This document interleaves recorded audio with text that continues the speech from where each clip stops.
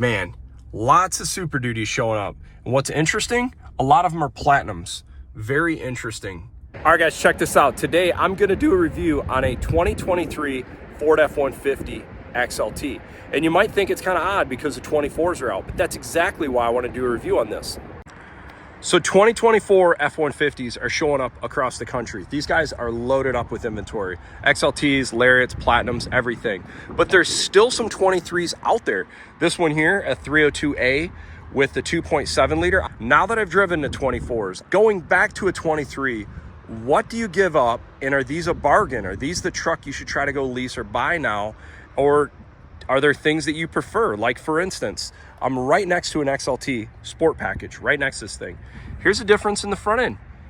Completely different headlights. You get the quad beam in this, you get the dual beam.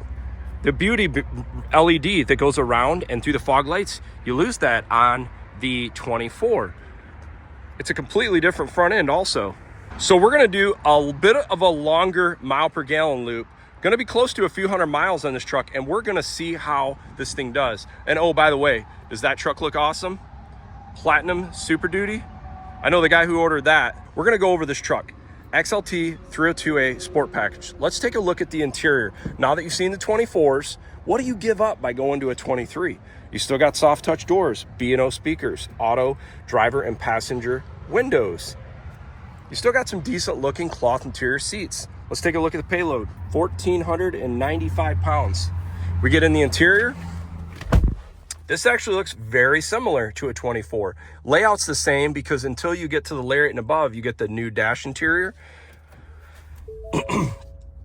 So here's the dash layout for 23. If you notice, this still has the analog with digital gauges, whereas if you went to a 24, this is actually all digital. Call me crazy, I actually prefer this. I prefer an analog tach and an analog speedometer. Infotainment's the same. Nav, nothing real different there. Everything looks the same. Your drive modes are all the same. Storage is all still the same. Back seat looks the same. All right, now let's go over the window sticker here. So this is a Conic Silver 302A, which is pretty much the highest level you can get in an XLT. This also has the 2.7 EcoBoost with the regular axle. It does have the twin panel sunroof, which I will open up here in a second so you can get a little sunlight in here. This has the B&O speakers, the 20-inch wheels, integrated brake controller with the Sport Appearance package for a grand total of $62,305. And let's look at the fuel economy. 18 city, 24 highway, 20 combined. It'll be interesting. We are going to reset the fuel economy. This is going to be a big loop today. We're going to see how this truck does. We're going to reset our fuel economy gauge also. Make sure the truck is in eco mode. And let's see how this thing does. The one feature I noticed right off the bat, this does not have the 360 cams, just a rear-facing camera. It also doesn't have the adaptive cruise control, but it does look like it has lane keeping. So I don't know if this is gonna have the co-pilot assist 2.0, where it's like the really nice lane centering, or if it just kind of bounces you off the lane. We'll find out. So doing this loop, I'm actually gonna just drive how I would drive my own personal vehicle. Speeds, nothing's gonna be special for this. I'll be really curious to see what I get for fuel economy. Every time I get in these 2.7 liter EcoBoosts, I just enjoy driving them. They're relaxed, they get great fuel economy. Honestly, I think this is such a great little engine. So shifting feels good, transmission, steering feel, all the ergos, all my soft spots where I put my elbows, everything feels good. This is a great truck, honestly. I mean, if someone wants a little bit more high-tech features for 24, yeah, that's nice. You know, you get the, for 2024, you do get the upgraded IP. You do on a 302A package truck, you do get the upgraded Blue Cruise, but you do have to pay the subscription for it, but the hardware and software is built into it. But otherwise, I mean, the interior of the trucks are basically identical. So some things I'd say about this truck. I'm spoiled by the Co-Pilot Assist 2.0 system. It's much better than just the lane keeping. Also like the adaptive cruise, just makes it easy. I do a lot of highway driving. For that type of driving, I think it's worth having the option.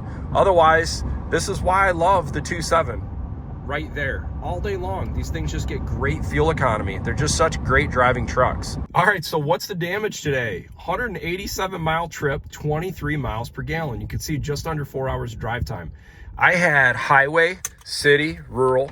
I was driving this truck as normal. All right, so if you wanted to ask my thoughts, is a 2023 Ford F-150 still relevant in 2024? It is, at a discount. Like a lot of things in life, it makes sense for the right price. I think this is an awesome truck, but there's a lot of great trucks out there today for similar kind of money.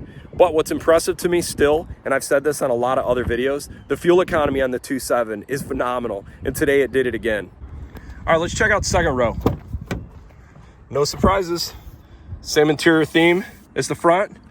Got your HVAC controls, USB-C, A, 120 volt, 12 volt, storage underneath, flat floor. This is an area where Ford continues to do really well.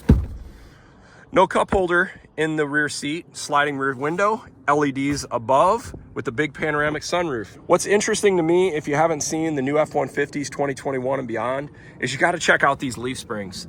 Literally, it's one with an overload. But weirdly enough, it actually works really well. And this new generation truck actually rides really nice.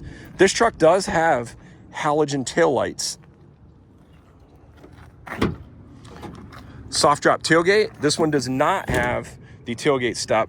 And another thing I noticed is this doesn't have the box links, and it's just got the standard 400 watt in the rear. But trucks have went up so much in price. It's amazing. Something like this is 62 grand. Just 2-3 years back, a truck that looked just like it will be 10 grand less. But here's a caveat. These trucks are on sale, so if you can find one of these things, take advantage of the discounts, rebates, and get yourself a good truck for the right price. Hey, I hope you enjoyed the video. Thanks for watching.